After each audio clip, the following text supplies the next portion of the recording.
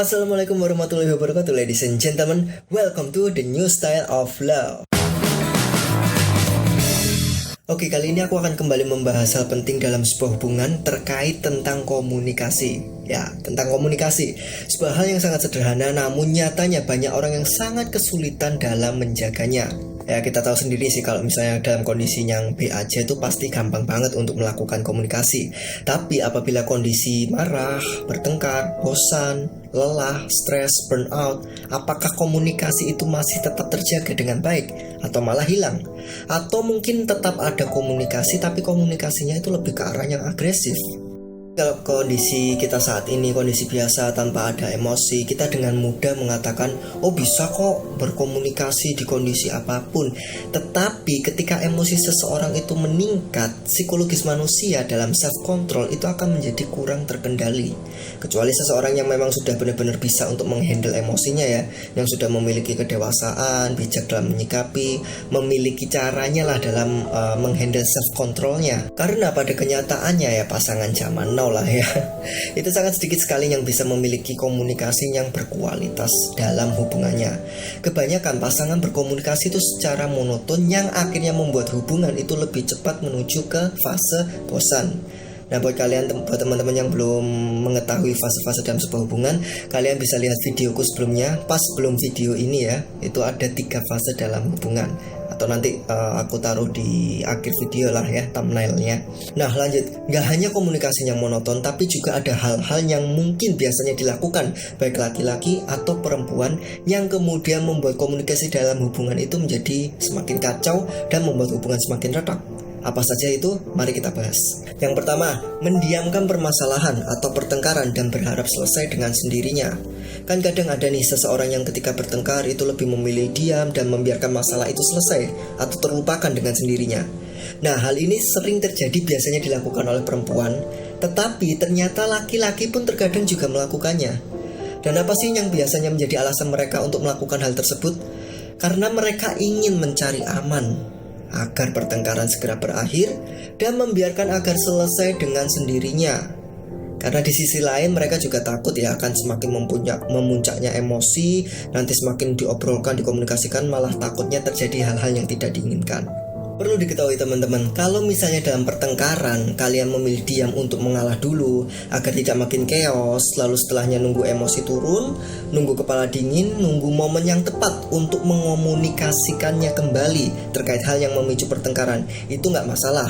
Justru sangat baik ketika Anda mengalah dan diam dan menunggu momen yang tepat untuk membicarakannya. Hal yang salah adalah ketika kalian diam, mengharap masalahnya selesai dengan sendirinya tanpa ada kelanjutan komunikasi, baru itu yang salah.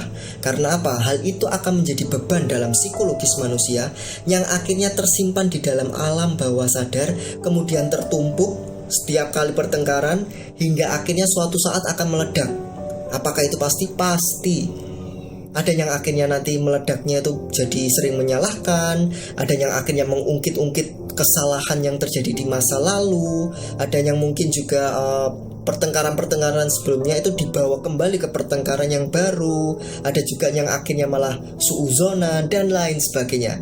Itulah dampak-dampak buruk secara psikologis yang pasti akan terjadi apabila tidak dilakukannya penyelesaian sebuah permasalahan secara komunikasi dalam pertengkaran. Itu yang pertama terkait tentang komunikasi dalam pertengkaran. Kita lanjut ke poin yang kedua, komunikasi dalam fase bosan.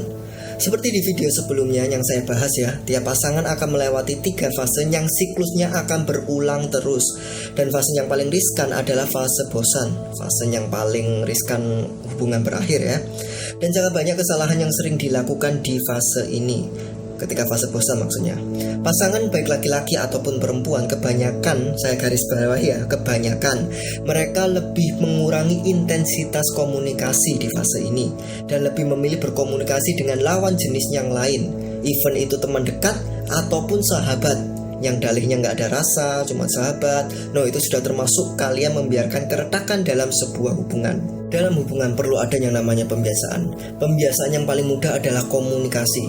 Jangan sampai ketika kalian di fase bosan malah mengurangi intensitas komunikasi dan malah lebih sering chat ke lawan jenis lain, even itu teman dekat ataupun sahabat sekalipun. Apalagi stranger malah bahaya.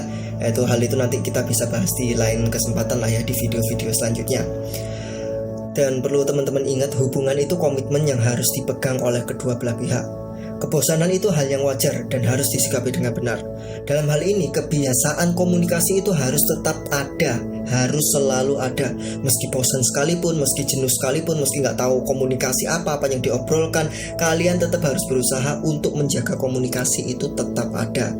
Kalau kalian untuk menjaga komunikasi aja malas atau kayak mandang gak penting, ya ngapain kalian memiliki sebuah hubungan? Itu sama aja kayak cinta monyet gitulah, suka ya karena suka aja gitu, nggak mikirin gimana caranya untuk menjaga hubungan tersebut atau memanajemen hubungan tersebut. Susah bukan? Ya, selamat datang di dunia cinta orang dewasa. Dan itulah hal-hal penting terkait tentang komunikasi yang harus kita pahami, yang harus kita pelajari dalam sebuah hubungan.